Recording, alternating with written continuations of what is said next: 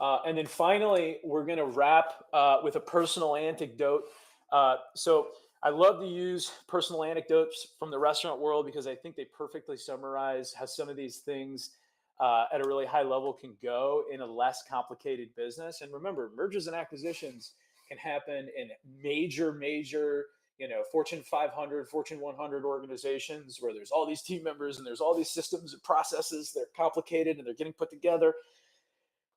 But it could also be one franchisee buys another franchise store, and now those teams are learning to work together. Or maybe one restaurant system takes over another restaurant system, and they're learning how to integrate those teams.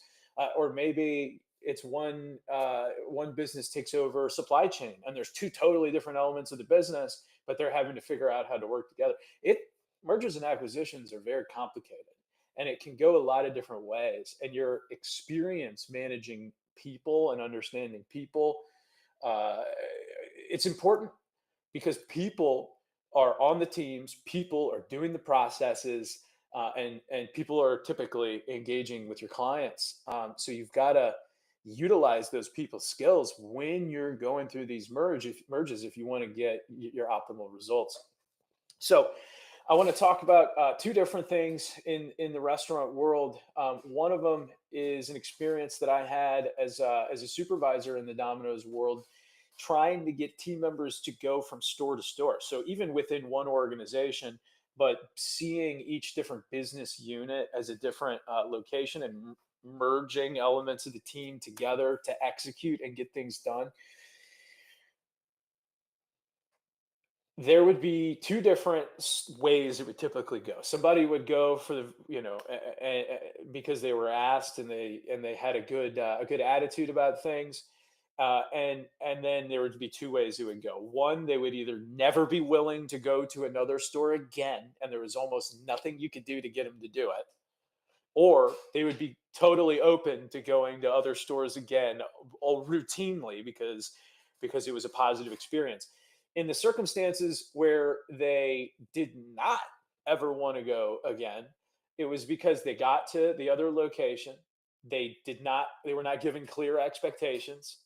Processes were not similar, consistent, or clear. So they didn't know what to do or how to do a good job. They didn't know necessarily people there or weren't integrated in getting to know people there. And they experienced a lack of support.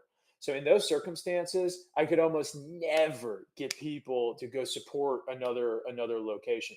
Now, given it was positive and they were happy to want to do it again, they typically were a part of a team that was very communicative and liked to execute. And they generally would see it as opportunity to kind of get to do those things, to expand who they were knowing and engaging with and learning things from other stores. That's if it went well. But it could go one of two ways, and it was completely dependent on the management style of the manager at the other store. If it was a disaster, if it was dirty, if the team members didn't know what they were doing, people don't want to be in that type of environment. If they're not being communicated with, if they're not being supported, if they're not being taken care of, those types of people don't want to be in those types of environments.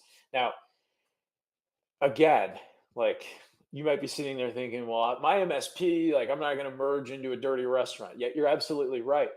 But if your processes are disorganized, if the way that you keep track of your systems, if the way that you keep track of tickets, if the way that you keep track of billing and even pay for your team, if all those things are kind of chaotic, it's the same thing as walking into a dirty Domino's, because the Domino's is there. I mean, a dirty restaurant. All the Domino's are perfectly clean.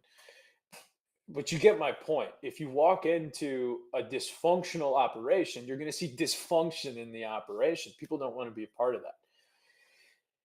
And if you want people successful merge, then take the time to go through all those steps that I just went through. Understand the goal, communicate the goal, be open and transparent, have integrity, bring the teams together, uh, diffuse competition, allow people to have fun. Those types of things will keep people wanting to come back or stay, or not go into a fear mode where maybe they want to go find another job.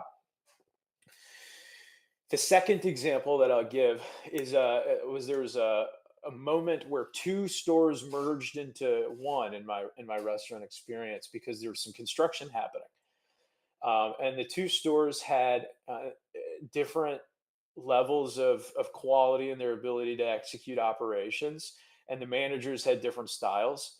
Um, there's just complete differences in culture and efficiency of the two business units being brought together.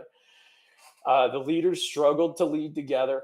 One kind of needed the attention and the ego for the things that they were better at, and legitimately they were the one that was better at operations.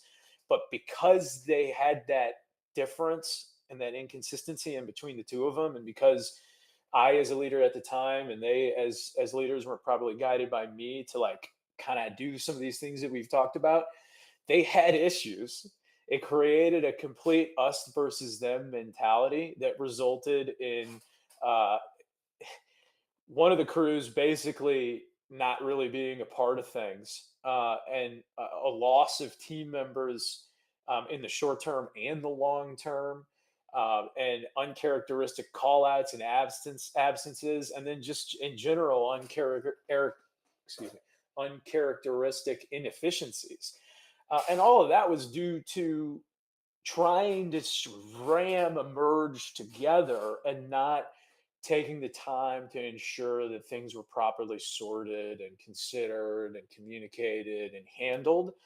And that's part of learning, right? But those are those are two personal anecdotes from my restaurant experience, and they're uh, I'm sure millions more experience or examples that could be given, but I think it drives home the point pretty well of how important prioritizing the human element of the merges are. Now, getting the systems together also important. There's tons of efficiency that can be done there, and there's also human efficiency and comfort that really gets affected by systems that are chaotic or inconsistent. But if you take the time to do those human elements, you will see a lot more success than your peers in mergers and acquisitions that your business goes through.